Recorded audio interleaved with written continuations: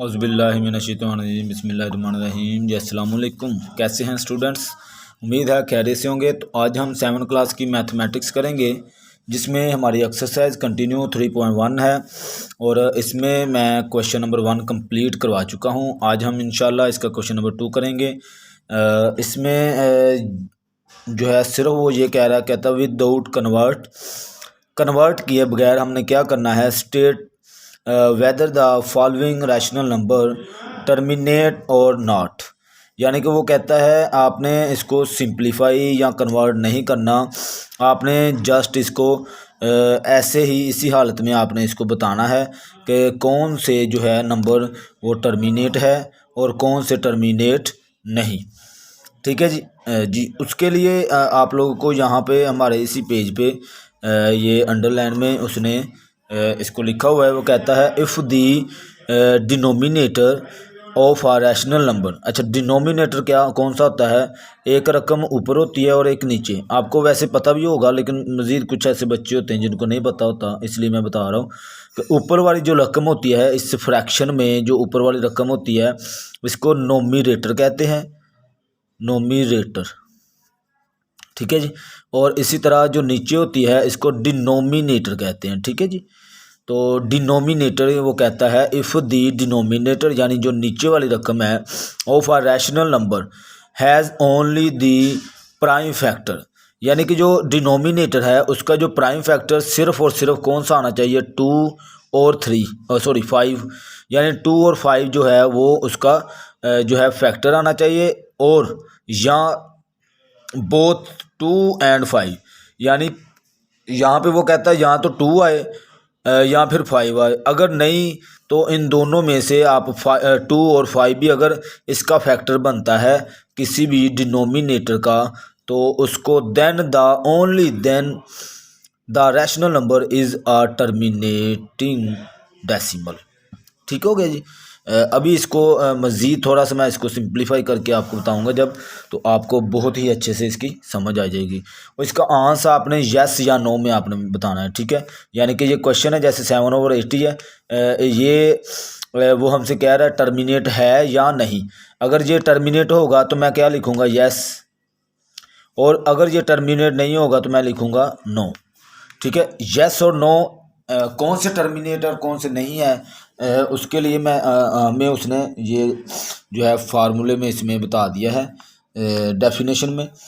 अच्छा जी, सिंपली बात यहाँ पे पहला क्वेश्चन है 7/80। अब ये यहाँ पे हमने यस लिखना है या नो, यानी कि यस टर्मिनेट और नो नॉट टर्मिनेट के लिए। तो हमने क्या करना है, 80 का हमने एलसीएम लेना है। ठीक है जी। 240 टाइम 2 होगा, फिर आगे 20, फिर इसी तरह आगे 10 के साथ फिर 2 5 और यहाँ पे 5, ये एंड हो गया। ठीक है, अगर नीचे वाली रकमों को मैं आपको बताऊं तो जो इसका फैक्टर बनते हैं 80 के, वो 2 2 2 2 5। तो इस डेफिनेशन में उसने कहा था अगर नीचे वाली जो रकम है डिनोमिनेटर जो है उसके फैक्टर 2 और 5 बनते हैं तो देन उसको आप कहेंगे टर्मिनेट। अगर 2 और 5 के अलावा कोई भी रकम आती है, जैसे 2 और 5 के अलावा कौन सी रकम है, 1 आ सकती है, 3 आ सकती है, 4 आ सकता है, इसी तरह नहीं 4 नहीं होगा, क्योंकि 4 का अगर मैं फैक्टर बनाता हूँ तो 4 2 2 4 4 होता है, तो ये नहीं होगा। ठीक है, 5 तो उसने कहा है, 6 हो सकता है, इसी तरह 7 8 नहीं होगा, इसी तरह यानी आगे हम जो है मज़ीद इसको समझते जाएंगे। इसका मतलब है जो 80 है इसके फैक्टर बन रहे हैं यहाँ पे 2 2, यानी इसमें 2 भी आ रहा है और 5 भी। सिंपल बात समझने की ये है कि अगर हम नीचे वाली रकम का एलसीएम लेते हैं उसमें अगर 2 आ रहा है और 5 आ रहा है, अगर तो उसको हम कहेंगे ये टर्मिनेट है। तो यहाँ पे इसके सामने हम लिख देंगे यस, यानी यस का मतलब ये टर्मिनेट है। ठीक है, आगे अब 8/11 है, तो अगर मैं 11 का एलसीएम लेता हूँ, इसके फैक्टर बनाता हूँ अगर मैं 11 के, तो 11 का टेबल हमेशा 11 के टेबल में आता है, तो 11 1 11।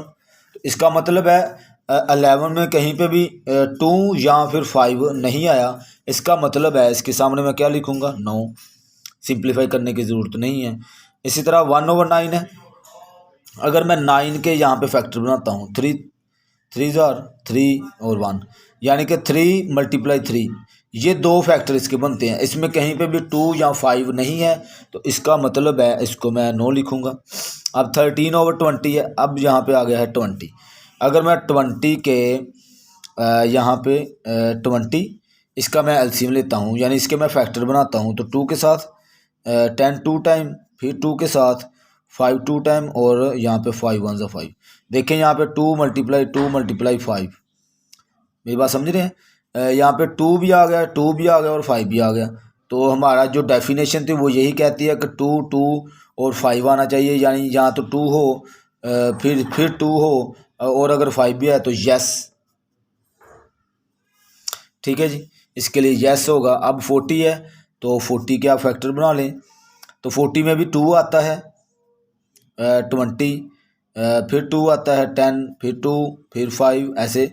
इसका मतलब है इसके लिए मैं क्या लिखूँगा, यस, क्योंकि इसमें जो इसके फैक्टर बन रहे हैं वो 2 और 5 है।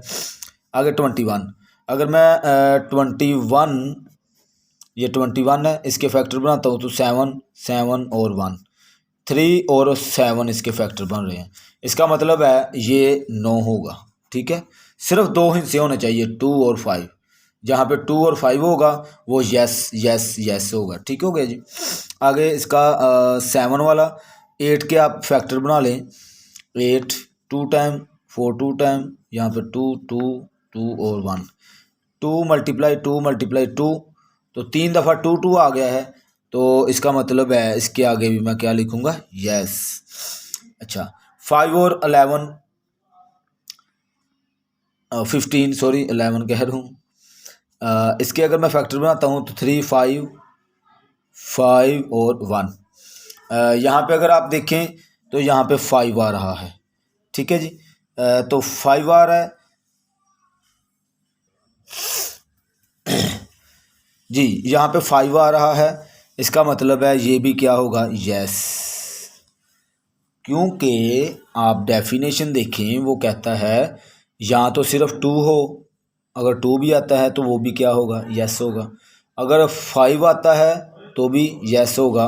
अगर दोनों इकट्ठे आ जाते हैं 2 और 5, तो देन भी यस होगा। अगर इन दोनों में से कोई भी रकम नहीं आती है तो नो, यानी वो टर्मिनेट नहीं है। ठीक हो गया। आगे ये 21 है, 21 को अभी अभी हमने यहाँ पे किया था, इसके लिए हमने क्या लिखना है, नो। ठीक है जी। आगे वाले इसके जो है क्वेश्चन वो मैंने वैसे नोट नहीं किए, क्योंकि आगे वाले जो क्वेश्चन थे वो भी सेम थे, कोई इतना इसमें कोई समझने वाली बात नहीं है। जैसे कि यहाँ पे आप 3/48 लिखा हुआ है, 48 के आप एलसीएम लें तो 48 के आगे भी क्या आ जाएगा, यस, क्योंकि इसका 2 के साथ टेबल बनेगा और आगे यहाँ पे 2 आ गया है, तो इसको सिंप्लीफाई। अब 54 है, तो 54 में भी अगर आप गौर करें तो आपके पास जो है वो 2 आएगा। ठीक है जी, तो 2 आएगा, इसके लिए भी आप जो है यस लिखेंगे। ठीक है, इसी तरह 11, अब 11 के लिए आप क्या लिखेंगे, नो लिखेंगे। ठीक है जी, इसकी उम्मीद है आपको अच्छे से समझ आई होगी। यहाँ पे हमारी ये एक्सरसाइज कंप्लीट होती है। बहुत शुक्रिया जी, अल्लाह हाफिज़।